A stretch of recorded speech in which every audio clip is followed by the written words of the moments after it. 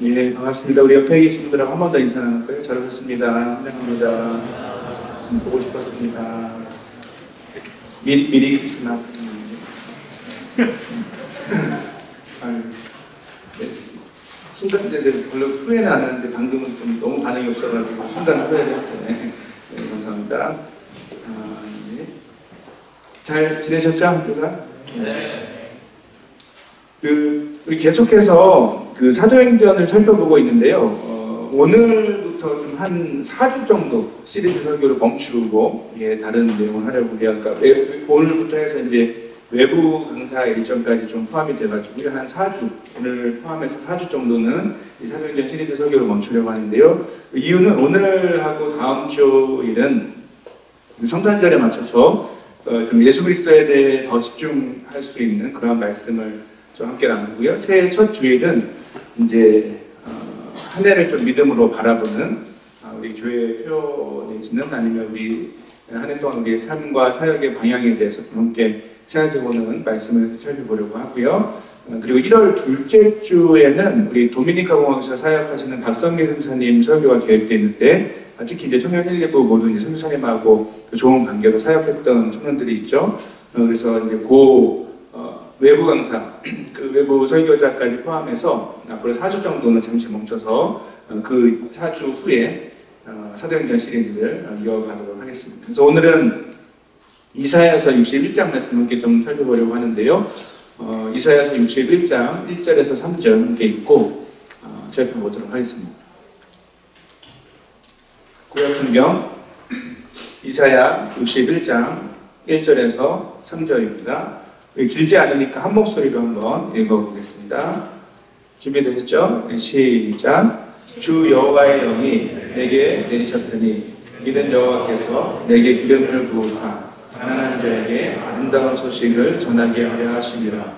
나를 보내사 마음이 상한 자를 고치며 포로된 자에게 자유를, 갇힌 자에게 노임을 선포하며 여호와의 은혜의 해와 우리 하나님의 보복의 날을 선포하여 모든 슬픈 자를 위로하되 무릇 시온에서 슬퍼하는 자에게 화관을 주어 그 죄를 대신하며 기쁨의 기름으로 그 슬픔을 대신하며 찬송의 옷으로 그 근심을 대신하시고 그들이 위에 나며 곧 여호와께서 심으신 그 영광을 나타낼 자라 일컬음을 받게 하려 하십니다. 아멘. 2022년이 마무리되고 있습니다. 이제 평소 매년 보통 12월에는 조금 더 한 주가 더 생기는데 이번에는 25일이 주일이라서 성탄절 주일이고 또 1월 1일이 주일이라서 그 느낌상으로는 한 주가 사라진 것 같아요. 2022년이 마무리되고 있고 또 이제 제 옆에서 보신 것처럼 네 번째 초가 잘 켜졌는데 대강절을 지나고 있는 그리고 이제 한 주 뒤에 성탄절을 준비하고 있는 요즘에 여러분이 좀 지금 가장 듣고 싶은 소식이 있다면 뉴스가 있다면 어떤 것입니까? 한번 생각해 볼까요? 나는 이런 소식을 한번 들어보고 싶다. 이게 뭐 발표하진 않을 거니까 속으로만 생각해도 좋을 것 같아요. 어떤 분들은 파이널 시험이 거의 마친 거 지난 주간에 거의 끝난 것 같은데요. 좋은 성적에 대한 소식을 듣고 싶을 수 있습니다. 그죠? 또 어떤 분들은 인터뷰를 했던 직장에서 이제 취업에 대한 좋은 소식을 듣고 싶기도 할 거고요. 직장을 다니고 있는 분들은 승진이나 내년엔 연봉이 오른다. 그런 원하지 않으시나요?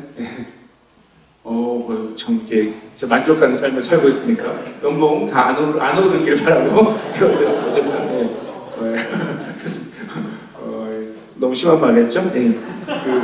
그런 소식을 듣고 싶어 할 거라는 제 생각이었는데 좀 틀린 것 같아요. 연봉을 빼는 걸로 하고 뭐 혹시 몸이 좋지 않은 분들은 의사 선생님에게서 건강의 회복에 대해서 좀 이렇게 소식을 듣고 싶어 할 수도 있습니다. 이런 생각을 하다가 이런저런 걸 좀 찾아보다가 우연히 정확히 작년 이맘때쯤에 한국에서 있었던 한 설문조사를 제가 보게 됐는데요. 작년, 그러니까 2021년 12월에 어떤 회사에서 2022년에 가장 듣고 싶은 뉴스가 뭔지를 조사를 한 거예요. 그러니까 이해하시죠? 작년 2021년 12월에 이제 그때 당시에 내년이었던 2022년, 몇 주 후에 2022년이 시작되는데 2022년 한 해에는 어떤 소식을 가장 듣고 싶습니까? 라는 질문이었는데 거기서 1위를 했던 게 뭘까요? 아마 뭐 예상하실 것 같아요. 뭐죠? 예, 코로나 팬데믹이 끝나는 소식, 이 소식을 가장 듣고 싶다. 이게 이제 압도적인 1위를 했습니다. 절반이 훨씬 넘는 비율의 압도적인 대답으로 코로나 팬데믹이 끝났다는 소식을 듣고 싶어 한다는 거였죠. 물론 아직 우리가 지금도 이렇게 마스크를 쓰고 있죠. 저만 뭐 거의 벗고 있는데, 그 마스크 쓰고 있고 전 세계적으로 아직 또 코로나 팬데믹이 완전히 끝났다고 말하기는 좀 어렵습니다. 그리고 뭐 다시 유행할 수도 있다는 이야기도 있는데 그럼에도 불구하고 한 가지는 분명하죠. 그러니까 1년 전의 상황과 지금은 분명히 다른 것은 사실인 것 같아요. 좀 더 마음이 좀 편해진 상황인 것 같습니다.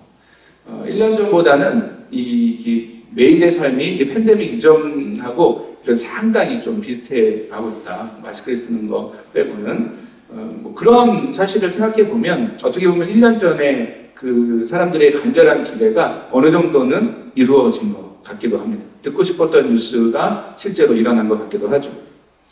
자, 그런데 이제 이 경우에서도 우리가 좀 엿볼 수 있는 것처럼 우리가 어떤 뉴스나 어떤 소식을 정말 간절히 원할 때 거기에는 어느 정도 전제가 되어 있는 것이 있습니다. 그것은 앞으로 뭔가를 간절히 기다린다는 것은 현재의 불만족이 전제되어 있는 것이죠. 다시 말해 현재 삶에 있어서 내가 완전히 막 만족하고 있는 것을 부족함이 없다라고 생각하는 것을 미래에 특별하게 바라지는 않습니다. 현재 나의 삶에 부족하게 느껴지는 것이 있을 때 우리는 그것이 채워질 것에 대한 기대를, 그런 소식을 듣고 싶어 합니다. 현재 나의 삶에 어려움과 아픔이 있을 때 우리는 그 문제가 해결될 것에 대한 소식을 듣고 싶어 합니다. 결국 우리가 바라고 또 기다리는 좋은 소식은 어느 정도는 현재의 불만족함이 이유가 된다는 뜻입니다. 자, 이런 점에서 볼 때 오늘 우리가 함께 읽은 이 이사야서의 본문은 우리 모두가 공통적으로 똑같이 경험하고 있는 어떤 불만족스러운 삶을 전제로 우리에게 정말 필요한 좋은 소식을 우리로 하여금 바라보게 합니다. 자, 구체적으로 오늘 본문은 구약시대에 이사야 시대에 이 앞으로 오실 메시아가 하나님의 백성을 위해서 하실 일들이 무엇인지를 좀 소개하고 있는데, 자, 중요한 것은 이 메시아가 하실 일들은 실제로는 바로 우리 모든 인간이 똑같이 경험하는, 모든 사람이 똑같이 경험하는 불만족스러운 어떤 삶을 배경으로 하고 있다는 뜻이죠. 자, 그렇다면 우리 모두 인간이라면 모든 사람이 경험하고 있는 그 불만족스러운 삶은 어떤 것일까요? 결론부터 먼저 말하면 성경에서 선포하는 분명한 방향성은 이런 것입니다. 바로 죄 때문에 경험하는 모든 종류의 아픔과 절망, 슬픔과 괴로움을 가리키고 있습니다. 이게 우리의 공통적인 문제 상황, 우리의 불만족스러운 삶의 모습이라는 것이죠. 좀 더 구체적으로 한번 살펴보겠습니다. 오늘 본문에는 하나님의 기름 부음을 받은 메시아가 자신의 목소리로 이제 자신이 감당할 사명에 대해서 말하는 것을 듣게 됩니다. 1절을 다시 한번 보실까요? 1절 한번 보시고요. 같이 읽어볼게요. 시작. 주 여호와의 영이 여호와께서 내게 기름을 부으사 가난한 자에게 아름다운 소식을 전하게 하려 하십니다. 여기까지만 읽을게요. 성경을 보셔가지고 그랬는데 좀 잘랐습니다. 그 개역개정 성경으로는 순서가 좀 헷갈립니다. 근데 이 부분을 좀 이렇게 한번 순서적으로 이렇게 이해하는 것이 좀 좋을 것 같아요. 이런 거예요. 주께서 나에게 기름을 부으시니, 그러니까 이제 주 여호와의 영이, 즉 성령이 나에게 임하셨다. 그리고 주께서 나를 보내셔서 가난한 사람들에게 기쁜 소식을 전하도록 하셨다라고 이렇게 이 순서를 조금 바꿔서 이해하면 훨씬 더 의미가 살아나게 됩니다. 자, 이런 점에서 오늘 본문에는 이 구약 시대에 이사야 선지자를 통해서 하나님이 약속하신 메시아, 기름 부음 받은 그 메시아가 어떤 대상들을 향해서 그리고 어떤 일들을 할지가 명확하게 선포되는 그 장면이라고 볼 수 있습니다. 그래서 드러나 있죠. 핵심은 무엇이죠? 구약시대에 그 기다리고 있는 앞으로 오실 메시아는 가난한 자에게 아름다운 소식을 전하러 오신다는 것입니다. 그러니까 핵심은 하나로 정리가 됩니다. 가난한 자에게 아름다운 소식을 전하러 메시아가 오신다. 여기서도 좀 가난한 자라는 표현 때문에 좀 오해가 되기 쉽습니다. 그러니까 가난한 자라고 되어 있어서 우리는 경제적인 느낌으로 이 본문을 좀 오해합니다. 뭐 예를 들면 부자와 가난한 자로 생각하기 쉽다는 뜻이죠. 물론 뭐 완전히 틀린 말은 아닌데 성경 전체의 맥락에서 여기서 사용되는 그 가난한 자라는 뜻은 단순히 재산이나 돈이 없는 사람만을 가리키지 않습니다. 원어적인 느낌을 좀 더 살려보면 이런 거예요. 착취당하는 사람 혹은 힘이 없는 사람, 당연히 돈이 없으니까 또 힘도 없고요. 겸손한 사람의 맥락에서 사용되는 단어이기도 해요. 그런 의미가 강합니다. 그래서 현실적으로는 아무것도 갖지 않았으니까 아무 힘이 없고 또 기댈 데도 없습니다.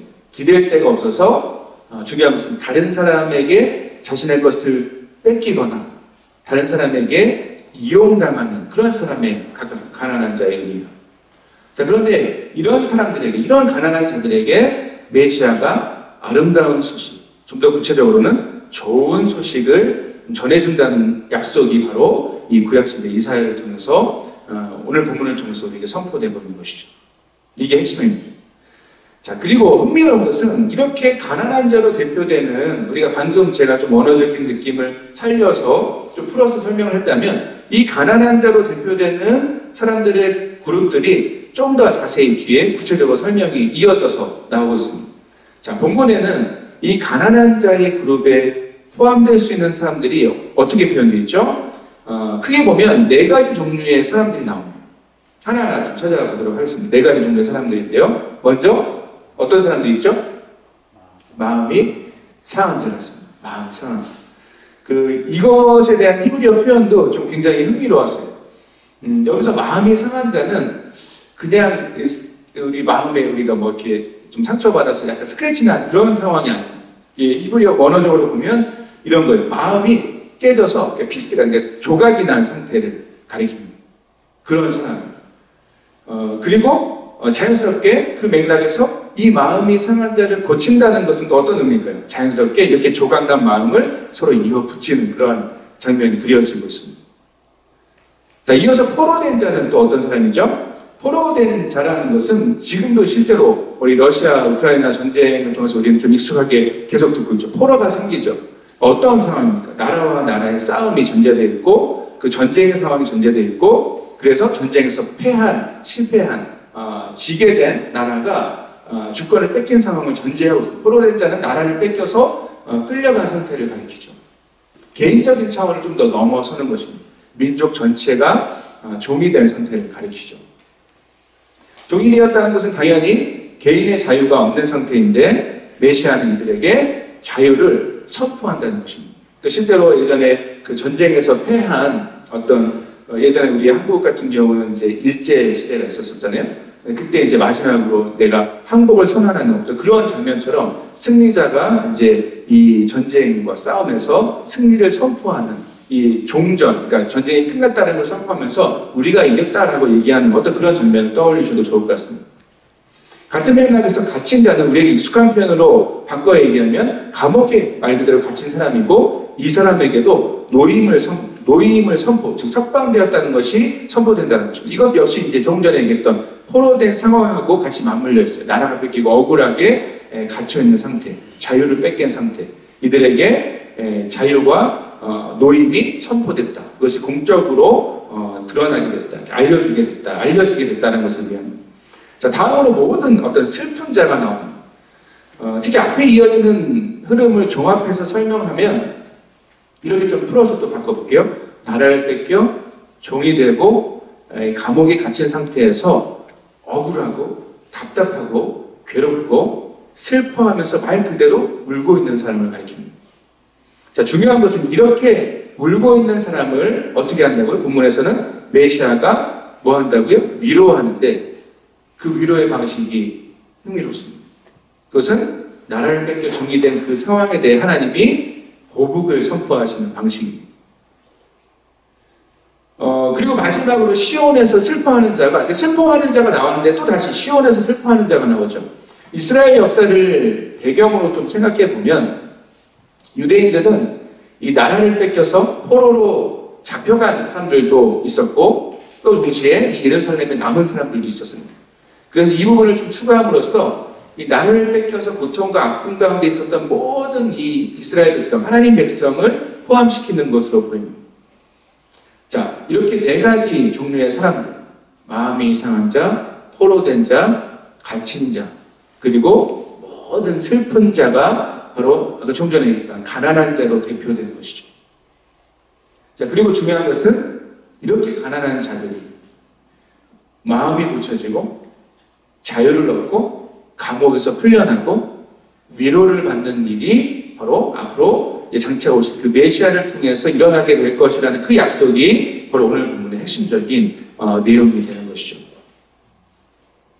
자, 그렇다면 이렇게 가난한 자로 대표되는 마음이 상한 자, 포로된 자, 갇힌 자, 슬픈 자는 이제 구체적으로는 누구를 가리킬까요? 이제 기본적으로 1차적으로는 이게 이스라엘 백성을 가리키는 것이 맞습니다. 역사적으로 볼 때도 조금 전에 좀 스치듯이 설명한 것처럼 나라를 뺏기고 포로가 된 이스라엘 백성을 떠올리게 하는 그런 내용이죠.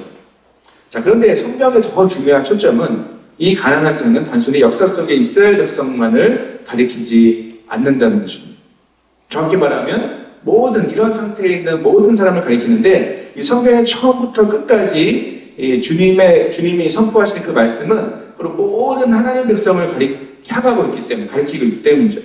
자, 구체적으로 왕 대신 하나님의 품을 떠나서 이 사탄의 영향력 가운데 살아가고 있던 모든 그 하나님의 백성을 바로 이 염두에 두고 그들을 목적으로 오늘 말씀이 선포되고 성경이 선포되고 있다는 것을 좀 기억할 필요가 있습니다.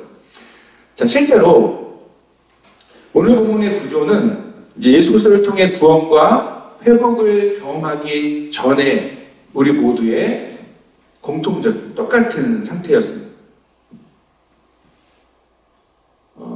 우리 모두는 가난한 자들이었습니다. 인정하시나요? 부유하셨군요.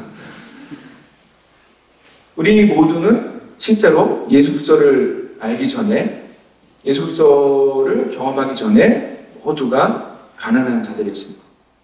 풍요로우신 하나님의 품을 떠나서 사탄의 포로가 되어서 자유를 뺏긴 모습으로 죄에 매여서 죄를 거부할 수 없이 죄에 붙들려서 사로잡혀서 그래서 인생의 그 수많은 슬픔과 절망 가운데 살던 사람들이었다는 뜻이죠. 우리는 가난한 자들이었습니다. 만약 제가 방금 설명드렸던 이 내용, 여러분이 방금 이 설명을 듣고 잘 모르겠는데요. 우선 너무 좀 과한데요? 라고 생각이 떠오르면서 나는 그냥 하나님 없이도 그렇게까지 이렇게 괴롭게 살지는 않았는데 잘 살아왔는데요? 라고 머릿속에 떠오르신다면 그런 분들은 말씀을 갖고 하나님을 떠난 인간의 영적 상태에 대해서 지금보다는 훨씬 더 깊이 여러분 배우고 말씀을 갖고 배우고 묵상하셔야 됩니다.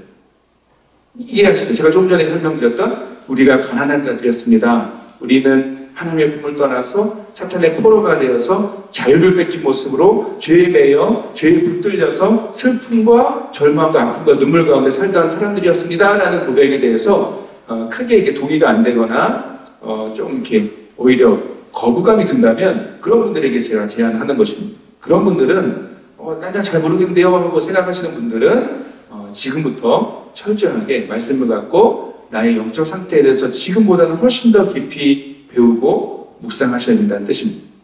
로마서 3장 10절부터 18절을 한번 읽어보겠습니다. 10절부터 18절이요. 시작. 기록된 바 의인은 없나니 하나도 없으며 깨닫는 자도 없고 하나님을 찾는 자도 없고 다 치우쳐 함께 무익하게 되고 선을 행하는 자는 없나니 하나도 없도다. 그들의 목구멍은 열린 무덤이요 그 혀로는 속임을 일삼으며 그 입술에는 독사의 독이 있고 그 입에는 저주와 악독이 가득하고 그 발은 피 흘리는 데 빠른지라. 파멸과 고생이 그 길에 있어 평강의 길을 알지 못하였고 그들의 눈앞에 하나님을 두려워함이 없느니라 함과 같으니라. 여러분, 이것이 바로 사탄의 포로, 죄의 종이 된 사람들의 당연한 삶의 모습이었습니다. 우리가 그랬다는 것입니다. 그리고 이런 삶을 살아가면서 방금 이게 로마서의 그 사도 바울이 막 랩을 하듯이 쫙 이렇게 풀어냈던 이 인간의 철저한 무너진 상태가 그것 때문에 인간은 절대 참된 행복과 만족을 경험할 수 없다는 것이 성경의 선포이고 우리 신앙생활의 출발점, 우리 믿음의 출발점이죠. 자, 그런데 중요한 사실은 무엇입니까? 바로 이런 상태가 예수 그리스도를 통해 구원과 회복을 경험하기 전에 우리의 모두의 상태였는데 성경은 이 인간의 결정적인 불만족의 상태, 이 절망의 상태를 회복하기 위해서 예수 그리스도, 메시아가 이 땅에 오셨다고 선포하는 것이죠. 그리고 이 땅에 오신 메시아는 구약 이사야를 통해 오늘 본문을 통해 이미 예언하신 그렇게 약속하신 그 풍성한 회복의 일들을 실제로 이 땅에서 이루시고 우리로 하여금 참된 회복의 길을 누리도록 그 길을 여셨다는 것입니다. 자, 그래서 오늘 본문 2절과 3절에 이렇게 한번 선포되는데요. 2절, 3절 한번 PPT 내용을 한번 읽어보겠습니다. 시작. 모든 슬픈 자를 위로하되 무릇 시온에서 슬퍼하는 자에게 화관을 주어 그 죄를 대신하며 기름으로 그 슬픔을 대신하며 찬송의 옷으로 그 근심을 대신하시고 그들이 그의 나무 곧 여호와께서 심으신 그 영광을 나타낼 자라 일컬음을 받게 하려 하십니다. 아멘. 여러분, 실제로 뭐 이제 그 오늘 본문하고는 뭐 상관없지만 제가 제안하는 것은 여러분이 예수 그리스도에 대해서 묵상하고 알아가기 위해서 복음서를 특히 이제 신년이 다가오잖아요. 좀 이따 광고도 할 텐데 성경 일독표를 뒤에다 준비를 해놓을 건데 말씀을 가까이 하시면서 주께서 가까이 나아가시는 일이 필요한데 특히 복음서를 통해서 특히 이제 이 대강절 같은 때 복음서를 통해서 예수 그리스도에 대해서 깊이 묵상하고 돌아보시는 일이 배우시는 일이 필요해요. 그 복음서의 내용을 잘 보시고 그리고 초대교회 우리가 지금 사도행전을 보고 있잖아요. 지금 잘 연결되죠. 사도행전을 보고 있는데 그 사도행전의 배경이 그 초대교회를 지나서 복음서와 초대교회를 지나서 우리가 지나온 기독교의 그 기독교 역사의 긴 흔적을 쭉 돌아보시면 방금 얘기했던 이 놀라운 회복의 일들이 일어났던 것을 우리는 알고 있습니다. 복음서부터 초대교회 시절을 지나서 이 기독교 역사를 가득 채우는 하나님의 회복의 일들. 예수 그리스도를 알고 그분을 만난 사람들은 실제로 놀라운 치유를 경험했습니다. 깨져서 조각난 마음을 이어 붙여주시고 이전보다 훨씬 더 강하게 하신 그 예수 그리스도를 우리는 복음서를 통해서 지금도 만나고 있습니다. 그래서 말씀을 읽으셔야 됩니다. 예수 그리스도를 알고 그분을 만난 사람들은 바로 이제 비로소 죄의 영향력 가운데서 자유로울 수 있습니다. 죄와 싸울 수 있는 것이 시작된 것이죠. 물론 넘어지고 실패할 수 있습니다.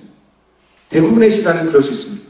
그전에는 예수 그리스도를 알기 전에는 싸워야 될 이유도 몰랐고 싸울 능력도 없었고 싸울 힘도 없었습니다. 그런 마음도 없었습니다. 그러나 예수 그리스도를 알고 하나님의 자녀가 된 우리는 이제 비로소 비록 넘어지고 실패하고 쓰러질 수 있지만 다시 한번 일어나서 죄와 싸울 수 있는 힘과 능력과 삶의 방향성을 갖게 되는 것이죠. 시편의 고백처럼 아주 엎드려지지 않는 죄에게 아주 엎드려지지 않은 것은 주님께서 우리를 강하게 하시고 우리와 함께 하셔서 죄와 싸울 수 있는 힘과 능력을 주시기 때문입니다. 예수 그리스도를 알고 그분을 만난 사람들은 세상이 알 수 없는 위로를 경험해 왔습니다. 여러분도 경험해 왔습니다. 죄 때문에 죄로 인해서 깨어진 관계 때문에 우리 마음과 삶에 남겨진 그 상처들, 그 가운데서 우리는 슬퍼하고 괴로워해 왔지만 그랬던 모든 사람이 예수 그리스도를 알고 그분을 만났을 때 참된 위로를 받고 그 슬픔이 기쁨으로 변하고 눈물이 웃음으로 바뀌는 놀라운 회복이 지금도 계속 일어나고 있는 것이죠. 우리 가운데 일어나고 있고 이 시대 가운데 일어나고 있고 우리가 섬기는 선교지의 영혼들 가운데 일어나고 있는 것입니다. 자, 그리고 이 위로를 경험했기 때문에 심지어 변하지 않는 삶의 고난과 어려움 속에서도 우리는 포기하지 않고 믿음으로 또한 기쁨으로 우리 각자에게 주신 놀라운 소명과 부르심의 길을 걷는 사람들이 바로 우리를 앞서간 수많은 믿음의 선배들이고 또 저와 여러분 우리 모두인 것을 우리는 잘 알고 있습니다. 사랑하는 여러분, 이 성탄절 시즌이 되면 우리는 이제 왜 기쁘고 왜 즐거운지를 잘 모르면서 그것에 대해서 별로 생각하지 않으면서 무조건 마치 이렇게 강박에 사로잡힌 것처럼 기쁘고 즐겁기 위해서 애를 쓰고 노력합니다. 동의하시나요? 저는 실제로 그런 느낌을 받습니다. 이제까지 제가 살아온 시간을 보고 성탄절이 지날 때마다 이렇게 지난 시간들, 지난 성탄절을 쫙 돌아보고 지금 현재도 우리가 잘 생각해 보면 약간 일상에서 우리에게 주는 메시지는 그런 것이죠. 그런데 거기에 너무 심각하게 익숙해져 있는 우리의 삶의 모습을 돌아보게 됩니다. 그런 느낌을 받아요. 사람들은 성탄절을 기쁘고 즐겁게 보내는 것이 최고의 목적이 된 것처럼, 그래서 그렇기 때문에 이 기쁘고 즐겁게 보내기 위해서 애를 쓰고 막 노력을 하는 것처럼 저는 느껴집니다.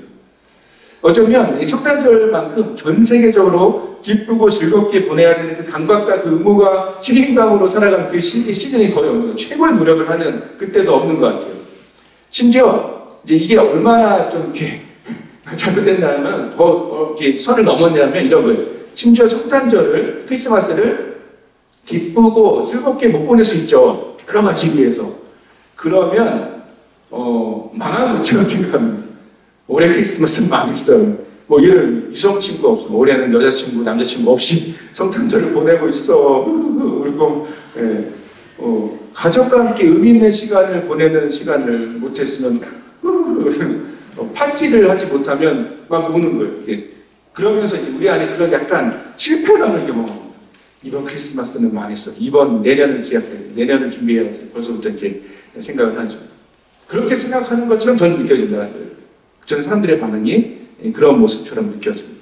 마치 크리스마스를 기쁘고 잘 보내고 즐겁게 보내야 되는 어떤 강박관념에 빠진 것 같은 전 세계적인 강박관념을 저는 엿본다는 거예요.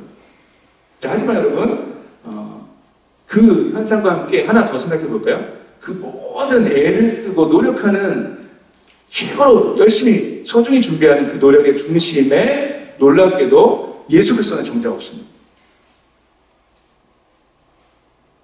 이렇게도 표현할 수 있는데, 예수 그리스도가 없어도 기쁘고 즐거운 어떤 성탄을 보내려고 애를 쓰는 어떤 느낌까지 받습니다. 이런 표현이 적절할 것 같은데, 이런 거예요. 누굴 한 명을 지정할 수 있는데, 제가 할게요. 올해 대혁이의 생일이 왔어. 제 친구들이, 대혁이 생일이야. 한 달 전부터 막 흥분해가지고 대혁이 생일을 굉장히 즐겁고 행복하고 기쁘고 즐겁게 보내야 돼. 그래서 대혁이한테 말하지 마. 서프라이즈 파티를 막 준비하고 막 좀 한 달 동안 준비합니다. 어디 렌트하고 막 해가지고 파티장을 만들고 음식을 준비하고 음식 주문하고 막 해가지고 즐겁게 게임도 준비하고 정말 최고로 기쁘고 즐겁게 이 대혁이의 생일을 이렇게 해서 대혁이를 기쁘게 하자라고 하면서 막 이렇게 그러니까 놀래줘야 되니까 미리 절대 얘기하면 안 돼. 이렇게 막 하면서 잘 준비하고 나서 정작 생일을 맞은 당사자에게는 생일 파티 장소를 안 알려주는. 그래서 그 사람이 없이 막 즐거워하고 있는. 너무 즐겁지 않냐, 기쁘지 않냐, 근데. 그런 거예요. 오히려 그런 거죠. 대혁이 실컷 준비하고 나니까 즐겁고 재밌게 될 것 같은데 가만히 이렇게 돌아보니까 대혁이가 오면 분위기가 안 좋은 것 같아. 계속 아재 얘기할 것 같고, 썰렁한 얘기할 것 같고, 막 꼰대 얘기할 것 같고, 막 성경 얘기할 것 같고, 찬양하자 그럴 것 같고. 그래서 가만히 생각해보니까 열심히 준비하고 즐겁게 준비하고 나서 이게 정말 성공한 대혁이의 생일 파티가 되기 위해서는 대혁이가 오면 안 돼라고 머릿속에 확 들어오죠 지금. 우리가 기뻐하고 즐거워하려고 애를 쓰고 노력하는 정성을 다하는 성탄절은 사실 예수 그리스도가 없어도 되는 성탄절이 되어버렸습니다. 슬프지만 인정해야죠. 하지만 여러분, 성탄절이 기쁘고 즐거운 이유에 대해서 다시 생각해야 할 때 매년 우리는 다시 생각해야 하죠. 이번 한 주간 더더욱 그 이유를 생각해야 할 때입니다. 우리가 성탄절이 기쁘고 행복하고 즐거운 것은 맞는데 왜 그렇죠? 그 이유는 무엇입니까? 그것은 바로 예수 그리스도 안에서 우리에게 아름다운 소식, 좋은 소식, 바로 기쁜 소식, 우리가 복음이라고 얘기하는 그 기쁜 소식이 선포되었기 때문에 우리는 이 시간이 감사하고 기쁘고 즐거운 것이죠. 우리가 예수 그리스도를 통해 깨진 마음이 회복되고 그것이 이어지고 붙여지고 죄의 영향력에서 자유케 되고 죄와 한번 싸울 수 있는 힘과 능력을 얻게 되고 모든 슬픔이 사라지고 주님 안에서 기뻐할 수 있는 것이 우리에게 최고로 즐겁고 아름답고 기쁜 소식이 되는 것이죠. 이런 의미에서 우리는 이번 성탄절을 더 온전히 기쁘고 즐겁게 보내기 위해서는 더욱 특별히 예수 그리스도께서 이 땅에 오신 이유를 묵상해야 할 것입니다. 사랑하는 여러분, 아까 로마서 말씀을 통해서 비춰본 것처럼 죄의 종이 되어 있었던 우리의 삶을 돌아보시고 어쩌면 지금도 자주 쓰러지고 자주 무너지는 우리의 삶의 모습을 좀 더 정직하게 살펴봅시다.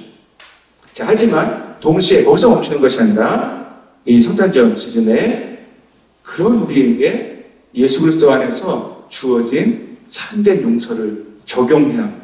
그 어느 때보다 적용해야 하는 것이죠. 나는 부족하고 연약하지만 나를 사랑하셔서 이 땅에 오신 그 예수 그리스도의 용서와 사랑을 나에게 구체적으로 적용하는 것입니다. 그리고 예수 그리스도를 통해서 얼마든지 우리가 하나님께 자유롭게 나아가 예배할 수 있게 된 그 은혜를 기억하는 것이죠. 그리고 마지막 하나가 더 있습니다. 더 나아가서 이런 부족한 우리를 통해서도 예수님 없이도 즐거워하려고 하는 그런 부족한 우리를 통해서도 계속해서 주님의 영광스러운 일들을 아름답게 이루시는 그 주님의 손길을 믿음으로 바라보셔야 됩니다. 이런 묵상과 적용을 통해서 우리는 좀 더 풍성하고 의미 있고 아름다운 성탄절을 보내게 될 것입니다. 말씀을 읽겠습니다. 사랑하는 여러분, 이 땅에 오신 예수 그리스도는 모든 인류에게 가장 아름답고 좋은 소식, 기쁨의 소식이 되었습니다. 기쁨의 눈물입니다. 기쁨의 소식이 되었습니다. 이 예수 그리스도 안에 있는 우리는 이해해요. 여러분, 비록 한 주간뿐만 아니라 한 해를 살면서 얼마나 고달프고 힘든 우리 일상의 삶을 여러분 사셨습니까? 많은 또 어려움도 있었을 것 같고요. 괴롭고 힘들고 지친 삶의 여정을 걸어오고 자신의 연약함 때문에 해결되지 않은 삶의 문제 때문에 참 힘든 한 해를 보내실 수도 있을 것 같아요. 그런데 여전히 변하지 않는 삶의 환경 가운데 있지만 그럼에도 불구하고 이 예수 그리스도 안에 있는 우리는 결국 주님께서 이 땅에 처음 오신 것처럼 이 재림, 다시 오실 때까지 우리가 얼마든지 믿음의 눈을 들어서 기쁨과 즐거움 가운데 우리 각자에게 주어진 믿음의 길을 걸어갈 수 있게 하는 그 놀라운 능력을 날마다 새롭게 주시는 분이라는 것을 다시 한번 기억해야 할 줄 믿습니다. 성탄절을 한 주 앞둔 오늘 또 이번 한 주간 이 감사하고 놀라운 진리를 우리가 깊이 묵상하는 가운데 더 특별한 이전과 다른 종류의 기쁨과 만족감과 안정을 누리며 성탄절을 맞이하는 그런 저희 여러분이 되길 간절히 바랍니다. 함께 찬양하고 기도할게요.